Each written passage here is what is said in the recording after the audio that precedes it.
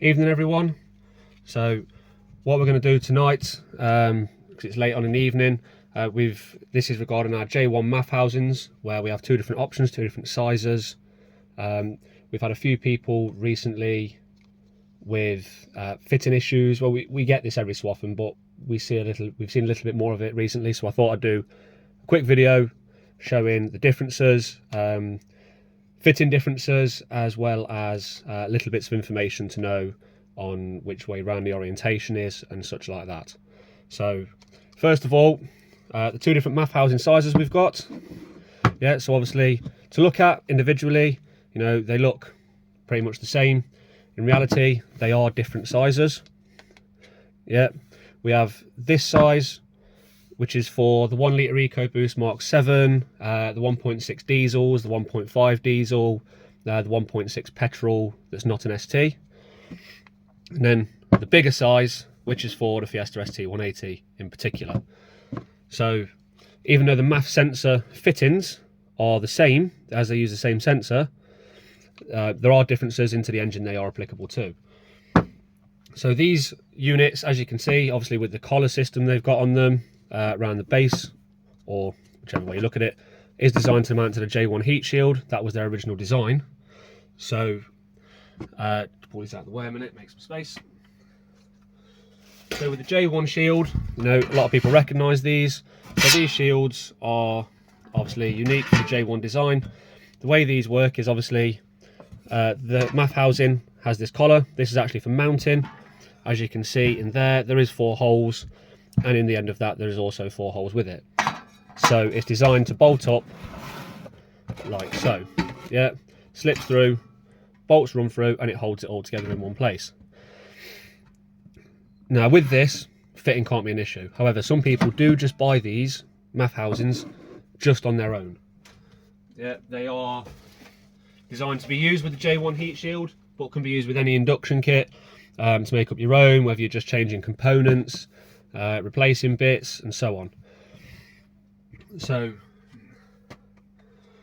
what I'll show you is the bigger one, because it's a little bit easier to point stuff out.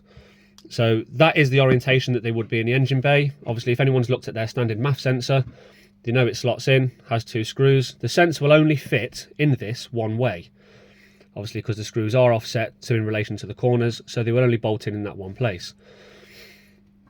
With these, you know, obviously you have the little red clip to clip them down once you've screwed them down to clip the loom in.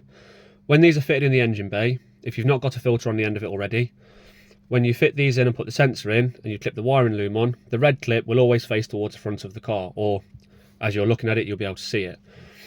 When you bring a filter in, this is where the issue tends to pop up more so, is people take the filter, obviously everyone recognises these big red things, they tend to think that it goes in that way round and that this collar bumps up to the filter end, which in fact is incorrect. What they should do is, if you was looking at the engine bay, it'd be that way round, is it bolts in that way. Now I'm not going to push it in because they are designed to be a snug fit. They do fit in that way round, it bumps up, and the collar will always go to the hose end of it. So the hose will always slide into this end and bump up to the housing. And obviously these don't screw to the filter, to the hose or the filter. Obviously they're designed for the shield in particular. However, what people tend to do is put them in the wrong way round, not on purpose, you know, it's an easy thing to miss. There is writing on the back here, yeah, which is our product code and build numbers. Yeah, and they're all built to the same build number, so they're all built to exactly the same specification when they're injection molded. That way then, where they've been being made for the past 10 years, they go off the mold works, the mold fits. You know, nothing's ever changed. So when these are fitted up, they literally go in that way, hose comes on this end, filter goes on that end, and obviously bump the hose up to this collar. That way then you've got the shortest aperture, so you're not pushing the filter too far or the hose too far away. It's kept nice and compact. Nothing wrong with this design. It's about the same length as what is the standard MAF housing section on the standard airbox, and they are done to work to within the same tolerances of the standard airbox. Also made in the same way that the standard airbox is, so that we know they're strong and they're durable. Yes, they may be plastic. Yes, they may have a little bit of play, but in the same breath, they're not under huge boost. They don't need clamping down. you know, to the point where you think something's about to give.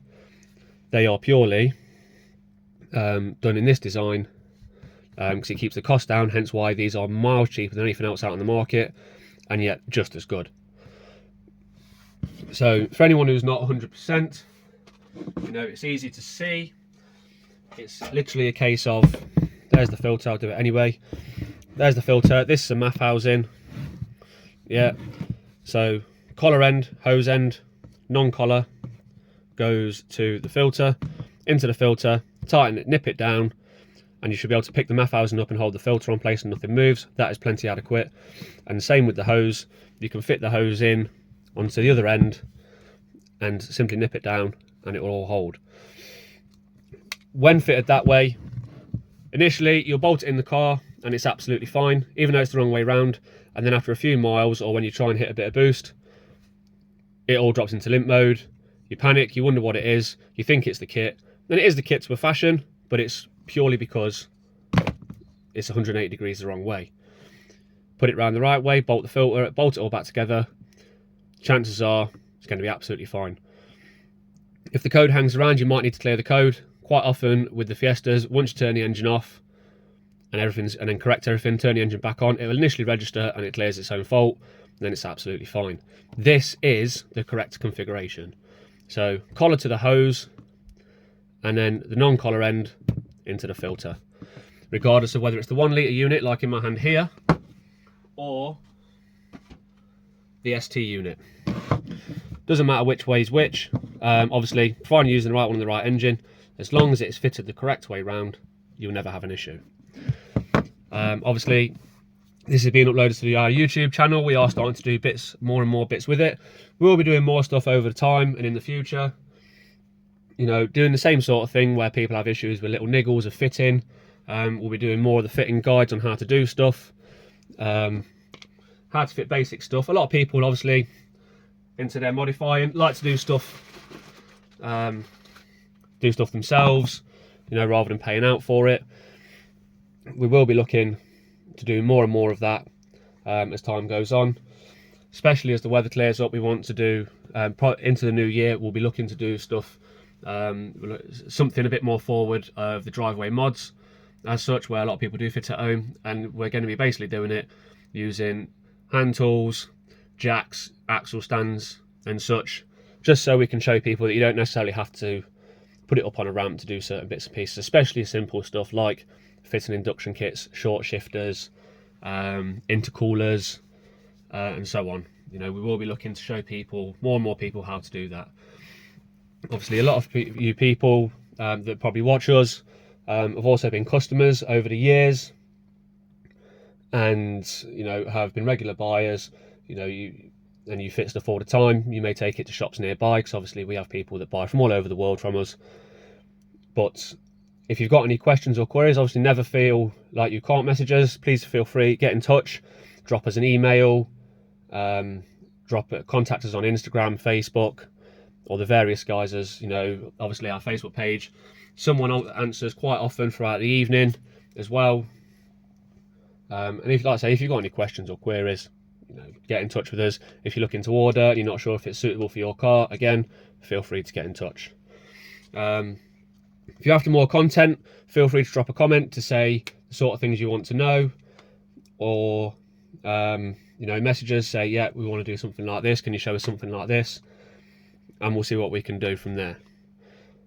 Evening all, and if you do follow us, please feel free to like, tell your people you know, like, subscribe, the usual array of bits and pieces to keep us going. Thank you.